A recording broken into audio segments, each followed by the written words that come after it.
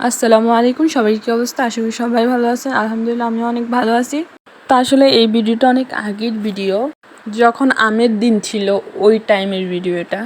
তো বাসার চালের মধ্যে আম পড়তেছে, আমি ঘর থেকে শুনতেছি, তো বাইরে হয়ে আসলাম আর কি। দেখতেছি দেখি যে কয়টা আম পড়ছে এই আর কি দেখতে আসি। তো আমি আসলে এই পাশে আমাদের বাসার অন্য পাশে আসলে আমার অনেক ভয় লাগে।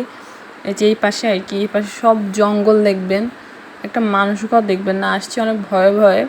তো ওই যে দেখতেছেন আম একটা পড়ে আছে অনেক লাল। আসলে আমগুলো দেখতে অনেক ভালো লাগে, অনেক লাল, কিন্তু ভিতরে যে এত খারাপ, ভেতরে মানে আম পোকা পড়ে যায়।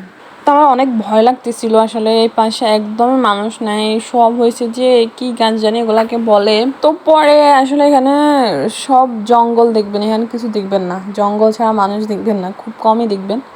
তো এই যে আমগুলো অনেক সুন্দর, তাই না? মানে অনেক ভালো লাগছিল। বাট আমি আমগুলা যখনই কাটতে যাই তখনই দেখি যে সব পোকা পড়ে রয়েছে, মানে ভিতরে সব পোকা। যাই হোক, কী করার। তো আমার এখান থেকে একটা দুর্ঘটনা হয়ে যায়, সেটা হচ্ছে আমি আসার সময় পড়ে যাই, আমার পায়ে অনেক ব্যথা পাই। তো নিচের দিকে অনেক আম ছিল, কিন্তু আমি ওগুলো নিই নাই, কারণ নিচে সাপ থাকে না কি থাকে, অনেক ভয় লাগতেছিল। এখানে অনেক জঙ্গল ছিল। আসলে আমি এগুলো নিতে যাই, অনেক কিছু মনে পড়ে ছোটোবেলার কথা।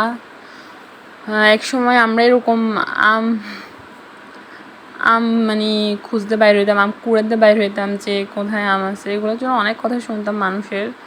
তাই এখন তো শ্বশুরবাড়ি থাকি, এখন কে কী বলবেন, শ্বশুরবাড়ির গাছ জঙ্গল হইল, নিজের গাছ, এই আর কি। তো আমি আমগুলো নিয়ে যাচ্ছিলাম, আসলে আমার হাতে সবগুলো ধরতেছিল না, এই আর কি।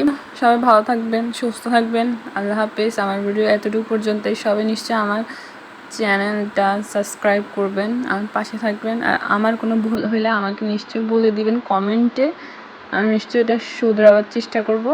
আল্লাহ হাফেজ, ভালো থাকবেন।